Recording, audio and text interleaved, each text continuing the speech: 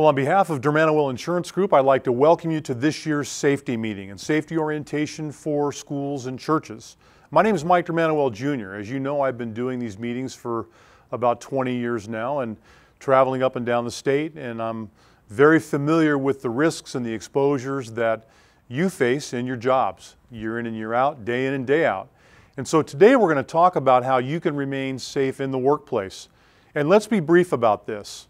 First of all, we have a stewardship obligation to remain safe in the workplace. Workers' compensation is an insurance we'd rather not use because when we do use it, the cost to our ministry goes up. Second, I'd like to talk about accountability. Accountability in Christian organizations is basically obedience. If you know something is proper, if you know you have a safety procedure that you need to follow, then it's up to you to follow that, and we need to have accountability for that. Third, I'd like to talk about what to do if you are hurt, and we'll have experts talking with you in just a minute about that. Then we want to examine 4 ways that will keep you from experiencing 90% of all workplace injuries in churches and schools. 4 ways, embarrassingly simple for you to master and understand. And then we'll talk about some of the resources we have available to you after this meeting through our YouTube safety channel, DMIG Safety, where you can watch and learn and be trained in a variety of ways on your mobile device, on your computer, or in a group setting. So, all in under 30 minutes, we'll cover it for you, send you on your way, back getting ready for school to start or whatever else you have to do. Again, thank you for joining us, and I hope you enjoy this presentation.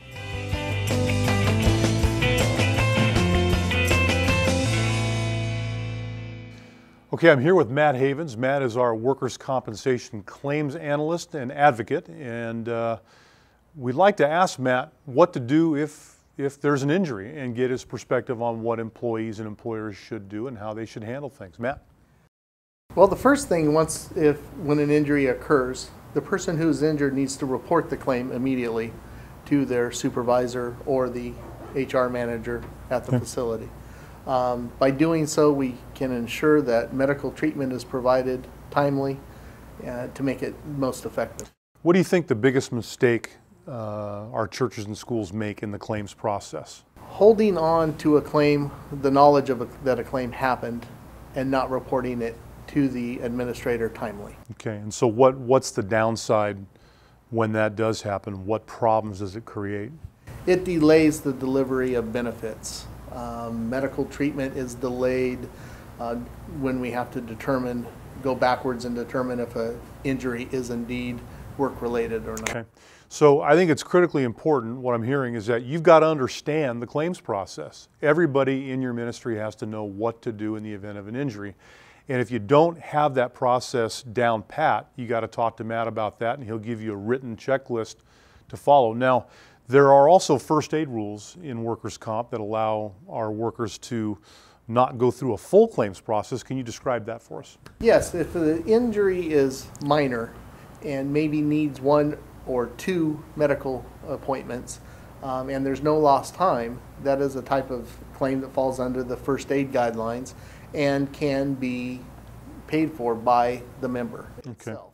And the reason we want to do that is because those claims are not factored into the experience modification of the employer, and so by using first aid, that helps keep our costs down. Correct. So what if the church or school is not happy with their medical provider? In other words, they're not getting good service from their workers' comp medical clinic.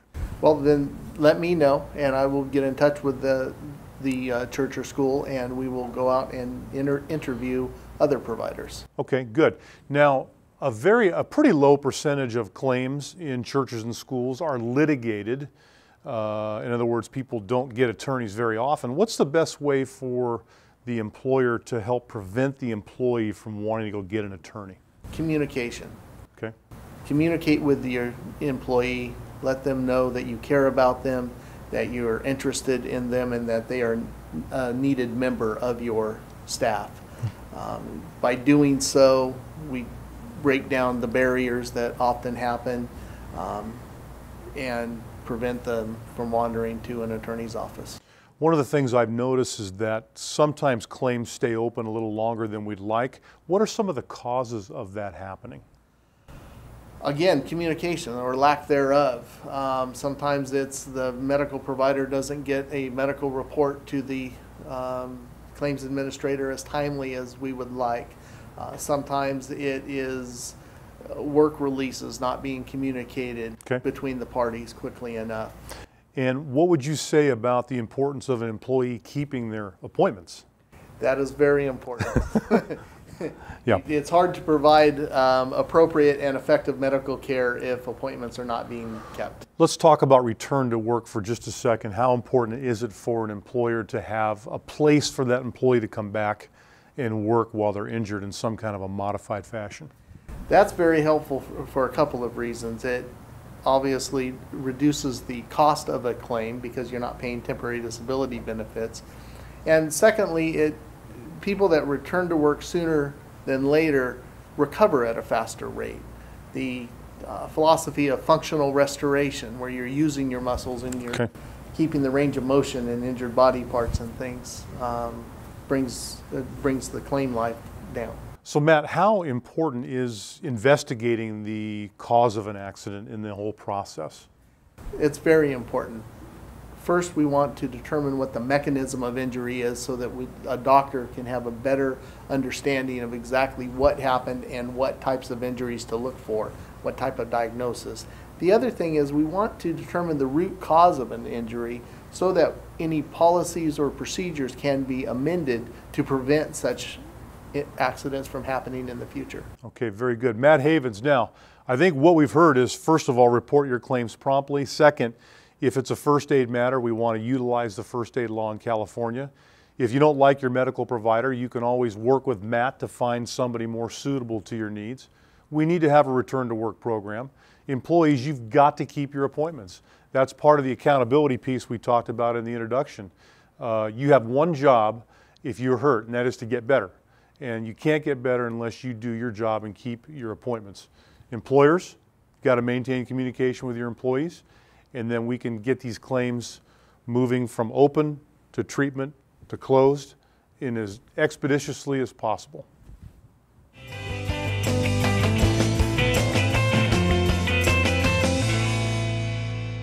Okay, when we first started, I said we were going to go through the 4 ways that you can successfully eliminate 90% of your chance of being injured. One of these ways is to tackle the controversial issue of footwear. Bad shoes. These are bad shoes. You see what I'm doing here? Bad, bad, bad, bad, bad, and bad. Okay? I know it's tough. I know the dress code is going to be the subject of ire and scorn and controversy and discussion, but I have to tell you something. The wrong footwear on the wrong person in the wrong circumstances can be an absolute nightmare for your ministry. It's time to deal with footwear. Hi, my name is Gabe Laurenti. I'm with Manouel Insurance Group, and I'm a loss control consultant. Today I wanted to illustrate what improper footwear looks like on a stairs, which many of you have in your schools and churches. If you're wearing these shoes, then you're subject to more injury, especially if you're not holding onto the handrail. So what we suggest is not these types of shoes. Many times when we do safety orientations, we ask people, what kind of shoes are you wearing today for this presentation? And many of you are wearing these types of shoes. And so that's why we're trying to stress the importance of proper footwear so we can prevent injuries.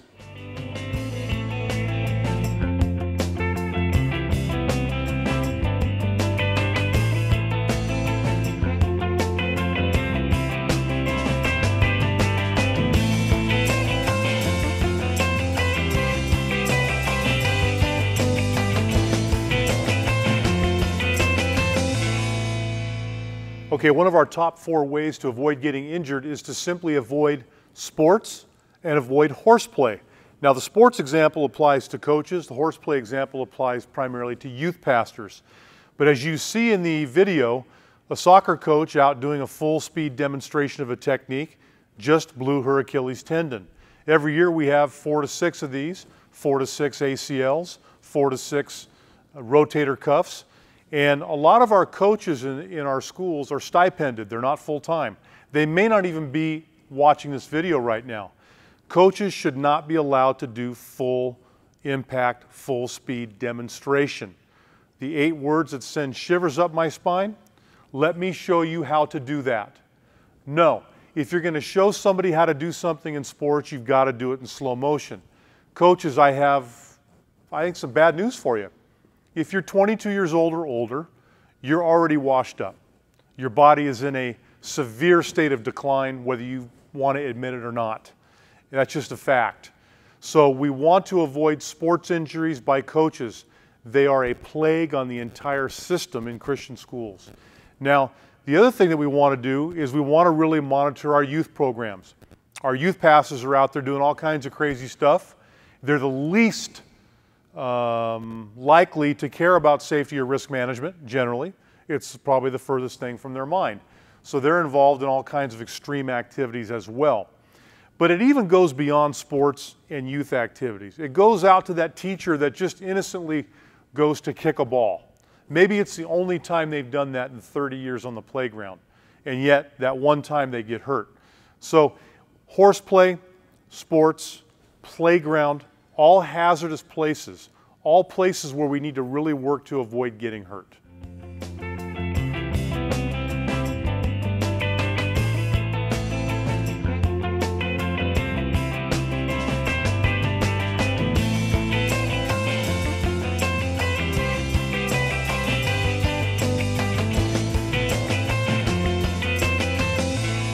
Earlier, Mike talked about accountability and stewardship. And I think it's a very important component that we hold employees accountable for their actions, especially if we have a written safety program and we have safety meetings, we talk about safety rules, and the only way to put teeth in that program is to have a progressive disciplinary action process in place. Many times when I meet with you guys, we talk about injuries, but we also talk about repeat offenders, people that have 2 or 3 or 4 injuries. What is the disciplinary action that you're using today in order to put some teeth into your program? And if you're not going to hold people accountable for their unsafe behavior, then what we suggest is putting more money on the side for future increase in your workers' comp insurance package.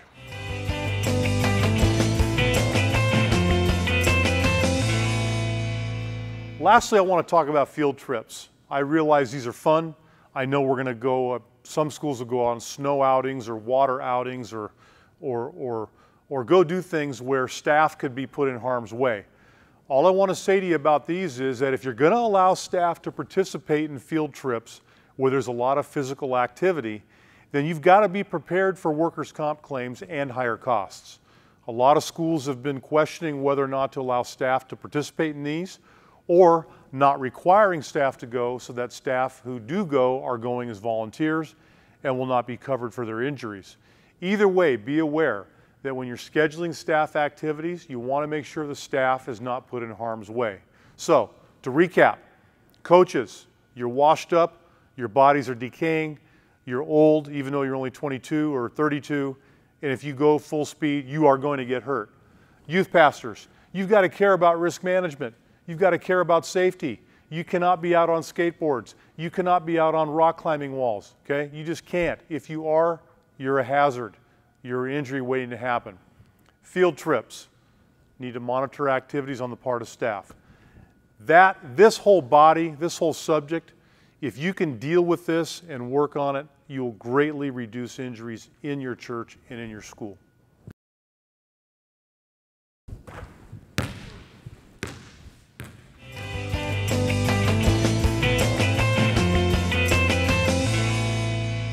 Okay, I'm going to assist Gabe now in talking about the body mechanics of a poor lift versus a proper lift. Now, Gabe, let's show us the poor lift. What happens is, this is what we all do.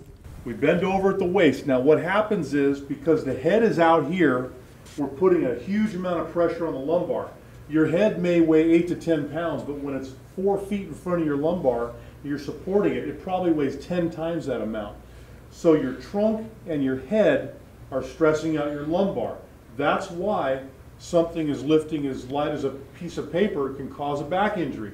Now let's look at the best way to do this. Best way to do this is what we talked about earlier. Squat down like a baby. Now you're not putting any of the weight on your head or your torso out over the lumbar. It's under the lumbar and under the legs, and that's how you avoid hurting your back. Okay, so we've been talking about the lower back, and people hurt their backs doing seemingly innocuous tasks, picking up things that weigh next to nothing. A great example is this tape here. Now, over time, when you tape cords down with tape, that tape and the glue will stick to that carpet. And so we've actually had people injured pulling the tape up off of carpet. So Gabe, why don't you show us the wrong way to go about doing this first, and then show us the right way to do it. Well, the wrong way would be to, very easily, is just bend over like this and pick up the tape.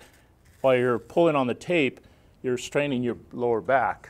You're putting a lot of pressure on that lumbar, a lot of pressure on, because your head and your torso weigh so much when you're bent over at the waist. Now let's show us the proper way. Yeah, so you should squat down and pick up the tape and pull it a little bit at a time, but always in a squat position. That way the pressure is on your legs and not your lower back. It's easy to not hurt your back. You have to have proper technique. You have to care about not hurting your back and do it right properly. It might take you an extra 15 seconds, but it'll be worth it.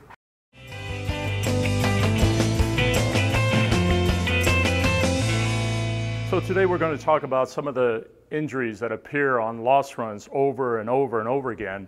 And one of them is very simple, just walking backwards. Look at the hazard that I have here. I have cords. There could be a small child behind me. There could be a desk or something else that, you know, you're walking backwards. You're not watching where you're walking, and chances are you're going to trip and fall. Especially with the kind of footwear we just described, that increases the possibility of having an injury while walking backwards.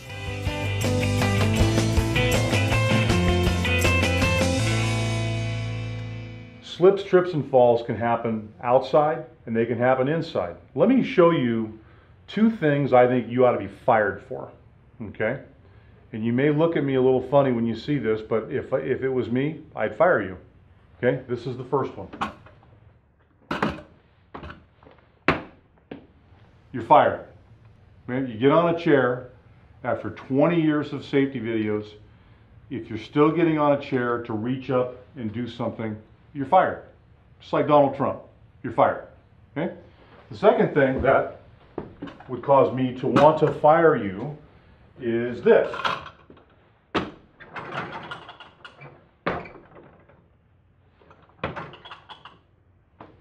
You're fired.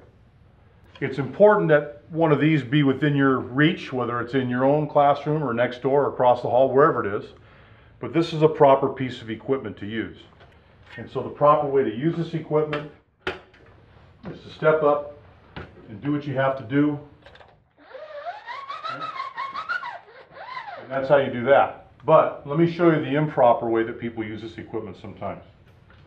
And they will actually get on the step ladder, and they'll be working maybe up in here, but then they'll say, well, you know, I need to get over here. And then this is where disaster strikes.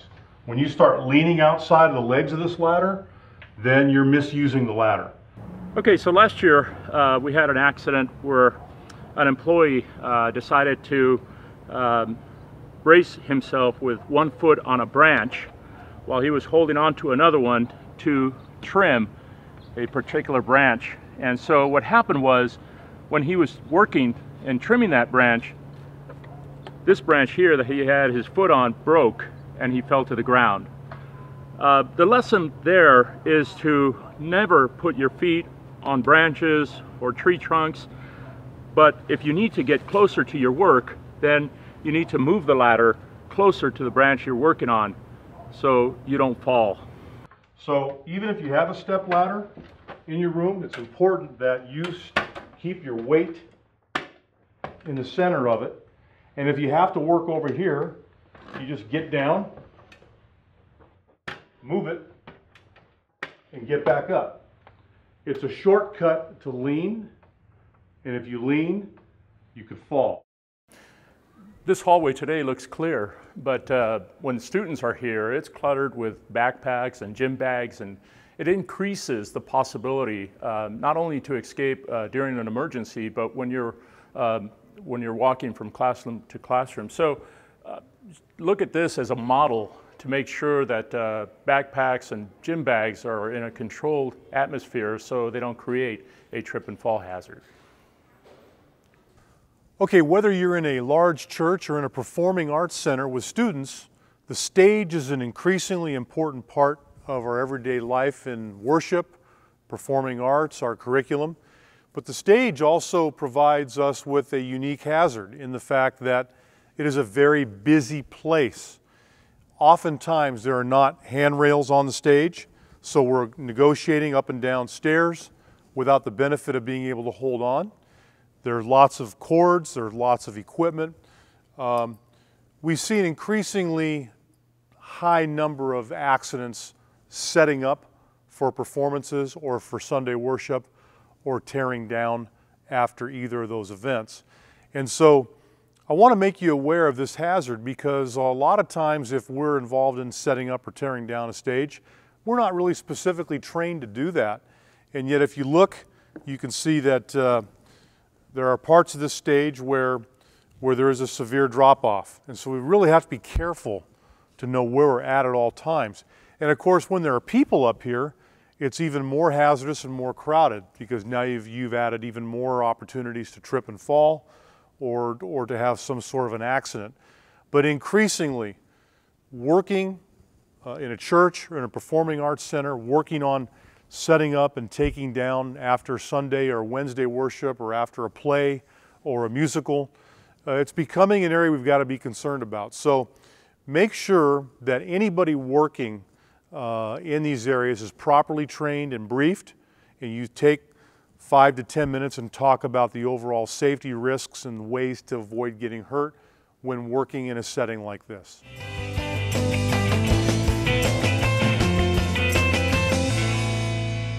This is very critical for those employees that work outside, your maintenance.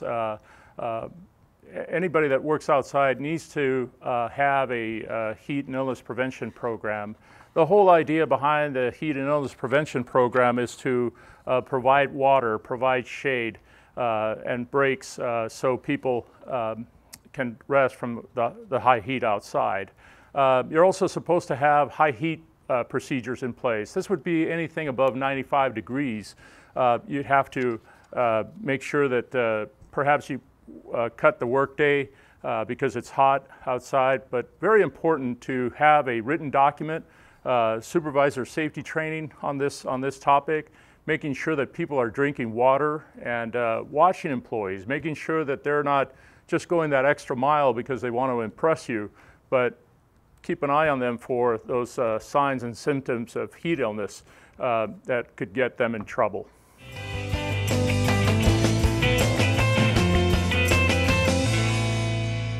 This is a typical setting where you may find some of your administration employees behind a desk working at a computer station.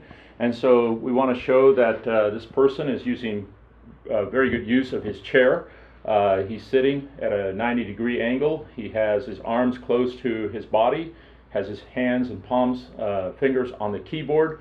But you may notice that the screens are a little bit low. The ergonomically correct way to face your screens is that they are at the top of your head. You can get further information from your MyWay portal. For example, this is a quick checklist as far as what to do or what to look for when you're setting up your workstation ergonomically. So there you can find these documents and other documents on your MyWay portal to help you with that process.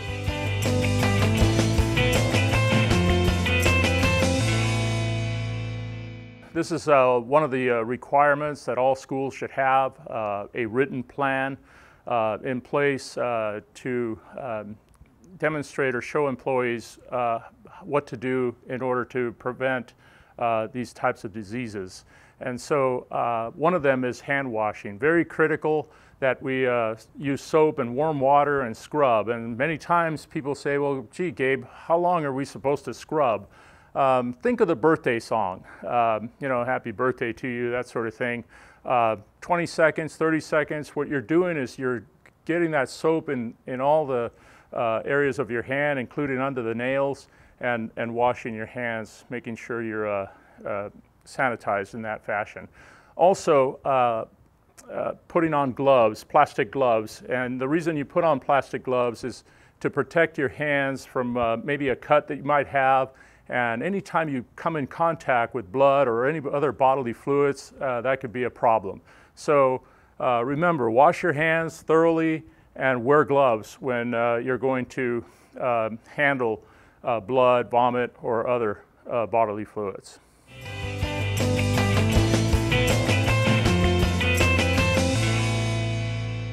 Well, I hope you've enjoyed the information you've received today. We tried to keep it very simple, very brief, and very germane to what you face in the workplace day in and day out.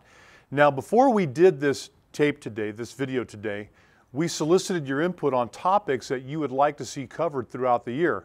It's simply not possible for us to cover them all during this session, but we've created some resources for you in the following areas I think you'll be very interested in. One of those is wellness. Now, I know this is a topic that gets discussed a lot in conjunction with health insurance, but wellness is critically important for the proper functioning in the workplace. Proper rest, proper fitness, proper diet. And I think many of us have challenges with one of those at any given time. We'd like to talk about kitchen safety. We've got resources on that. Fire equipment safety, fire extinguisher training, earthquake safety, CPR and first aid is another resource we have available for you. AED training, code red and security programs, transportation checklists, field trips, personal protective equipment, whether you're on the maintenance team, the janitorial team, or in the kitchen, SDS programs, safety committees, how to get a safety committee started, how to operate a safety committee, how to be in compliance with some of the OSHA regulations for that. And then finally, self-inspections. One of the goals we have is to help teach you how to inspect your own facility, identify areas that might be a hazard to the employees, parents, students, and outside guests, and then take corrective action. So this is a good set of resources that you can use throughout the year. Many of these will be up on DMIG Safety, which is our YouTube channel. Short 2 to 5 minute videos on how to accomplish your objectives in each of these areas. So between what you've learned today and what is possible in subsequent meetings you may have, whether it's in services or special safety meetings, we think we're going to be able to provide you with a full set of resources to help everybody in your ministry remain injury-free throughout the year.